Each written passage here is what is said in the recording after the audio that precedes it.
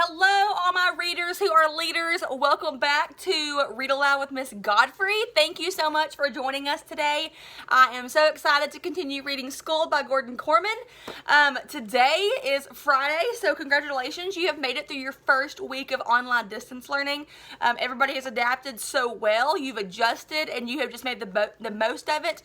I'm so proud of everyone and how hard you've been working and just how much initiative you've taken to get your work done and reach out with any questions. So keep up the good work.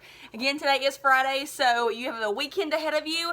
It is a beautiful day outside. I'm sitting here by my picture window, and I've already been outside once this morning, and it is just beautiful outside today, guys. It's perfect weather. It's not quite sunny yet, but it's really, really warm. It's just a beautiful day to be outside, playing games, hanging out. So I encourage you today, after you finish your schoolwork, go outside, enjoy this beautiful day. Yesterday, I spent some time outside, in case you can't tell. Got a little sunburn, but it's all good because I'm just enjoying this time to be able to go outside once I get all my work done. So hopefully you'll do the same today on this Friday. Alright, so today we're going to be reading Chapter 5 of Schooled by Korman. If you remember, every chapter so far is written from a different person's perspective. So we've heard from Cap, we've heard from Mrs. Donnelly, his social worker that he's now living with. We've heard from Zach Powers, who's kind of like the popular kid at school. But today we're going to be hearing from Hugh Winkleman. And if you remember from Zach Powers' chapter, back in chapter 3, Hugh Winkleman was kind of like that nerdy loser kid who they decided like years ago was going to be the 8th grade class president because he was such a loser and such a big nerd. And if you remember also, Zach Powers kind of left off by saying that, in fact, now that Cap Anderson's in town, they're going to be electing him more than likely. So let's hear from Hugh. Let's hear what he has to say about things and how he has to maybe navigate being like that loser kid or being that nerdy kid or being the kid everybody gets picked on. So chapter 5, Hugh Winkleman. We're going to get through this today, just one chapter. I'm very excited about it. And then we can go outside and enjoy this beautiful day. I'm so excited. All right, so without further ado, Hugh Winkleman, chapter 5. It says, adults are always trying to figure out what makes kids tick.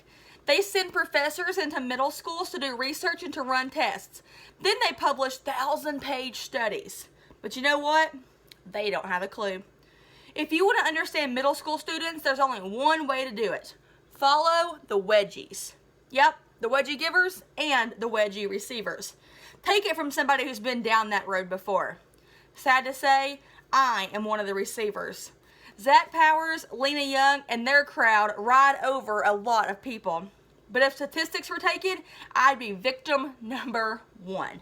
Until Capricorn Anderson showed up. Even I could pick on a guy like that. Not that I'd ever do such a thing.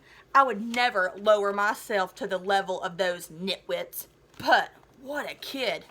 He wasn't nerdy in a typical way. He wasn't a computer geek or captain of the chess club. That was me. He couldn't speak Klingon. In fact, he'd never even heard of Star Trek. But just one peek at that guy, and you knew that dweeb-wise, there was a new sheriff in town. A lot of eyes were on him as he sat down at the cafeteria. Ugh, gosh, it felt good to have them staring at someone else for a change. I walked over to him. A guy like this was going to need all the friends he could get. And that's just one friend, me. Capricorn, right? I set my tray down across from him. I'm Hugh from social studies class. I stuck a hand out, but he just stared at it. It wasn't a snub. Believe me, I could teach a course on snubs. This was just cluelessness. He honestly didn't know what to do. I remember you, he said finally. There's so many people here, it's hard to keep track. Well, I can help you with that. I pointed to the table where Zach and Lena were holding court. That crowd thinks they own the place, and they think that because they do. Stay away from them. They'll chop you up and press you into salami. Now, anyone you see hanging around their crew falls into one of 2 subgroups, the jocks and the wannabes. Stay away from both. And you definitely don't want anything to do with the goths, the burnouts, the skateboarders, the hip-hop kids, the environmentalists, or anybody who has a baseball cap on backward. I took note of the blank expression on his face. You know, like standard survival skills. I'm sure it was similar at your old school. I was homeschooled before this. No kidding. I'd heard of that, but I'd never met anybody that did it. Hey, what's it like? Wonderful, he said. I'll bet.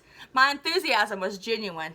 It must be nice to wake up in the morning and not have to worry about walking into a hostile environment with your next wedgie, a matter of not if, but when. What's a wedgie? Wow, homeschooling must be heaven. I didn't answer the question because he'd find out soon enough. My eyes fell on Cap's lunch, which consisted of salad, carrot sticks, 2 slices of whole wheat bread.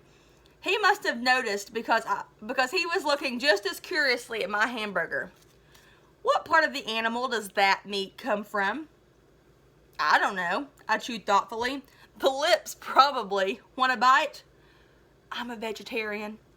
At that moment, I'd heard an all too familiar coming behind us. Maybe 1 kid in 1,000 would have recognized the sound, but I'm that kid. It was an incoming spitball. Ugh, spitball while you're eating lunch, gross. I tensed, waiting for the impact, but it wasn't aimed at me. Instead, I watched a tiny projectile land and lodge itself among Cap's cascading piles of long hair. He didn't even feel it. Hermits could hole up all in that hair, and no 2 would ever meet. At Zach's table, a celebration was going on with lots of backslapping and high fives. Daryl Pennyfield, Zach's football buddy, and Cole Neanderthal, was horsing around. Deadeye, I called him, but never to his face. When his face was too close, mine was usually being stuffed into a locker. Then I caught sight of the straw in Naomi Erlinger's hand. I guess Cap's mop was an irresistible target for amateur spitballers, not just the professionals. The PA system came to life with the voice of Mr. Kosigi. Just a reminder, the election for 8th grade president will be held on Tuesday, September 26th. The position is open to all 8th graders. So far, only 1 name has been placed in the nomination, and that is Capricorn Anderson. Thank you. I was blown away. You're running for president in your first week here? Cap scanned the ceiling. Who is that? If he wants to talk to us, why doesn't he just come into the room? But why is he talking about you? I persisted. Are you running for class president? Of course not. I don't believe in government. I come from an autonomous collective. But Mr. Kosigi said, and suddenly I just knew. The triumphant grins on the smug faces of Zach and company told the whole story. Cap hadn't placed his name in the nomination. Zach had done it for him. I'd heard something about this last year. The 8th graders had picked this computer genius, Luke Simard, and got him elected president just so they could make fun of him. By the end of the year, the poor kid was so crazy that he skipped graduation and applied to an alternative high school so he wouldn't have to face 4 more years with the people who had made his life so miserable. Now, we were the 8th graders, and it was our turn to do the same thing. Only instead of picking the smartest guy in school, Zach had zeroed in on somebody who didn't even seem to know what a PA system was. I opened my mouth to issue the warning. The words were forming on my tongue. Cap, get over to the office this minute and take yourself out of the nomination. Do it now before it's too late. But then it hit me. If Cap Anderson had never been born, the name announced to the whole school would have been mine. My strange and hairy new friend was the only thing preventing me from being the next Luke Simard. I shut my mouth and kept it shut, trying to keep my eyes on the spitball lodged just above Cap's left ear. I felt bad about it, but I felt something else too. Better him than me. All right, so remember in Zach's chapter, they said they were going to announce Hugh Winkleman because he was like the nerdiest guy ever, and he was going to be like the best class president because he was so nerdy.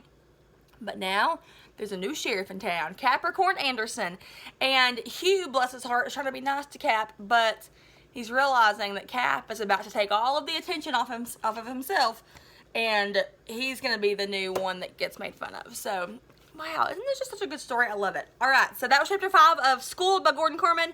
I'm just really loving this book so far, guys. I think you are too. I know my mom's loving it. My mom watches every day, and she even wanted to borrow this book, and I said, no, Mom, you can't because my students won't have anything to read. So, this is great. I'm loving doing this with you guys every day. I hope you have the best Friday ever. Get outside, enjoy this weather while we got it, and have an amazing day, y'all. See you guys soon.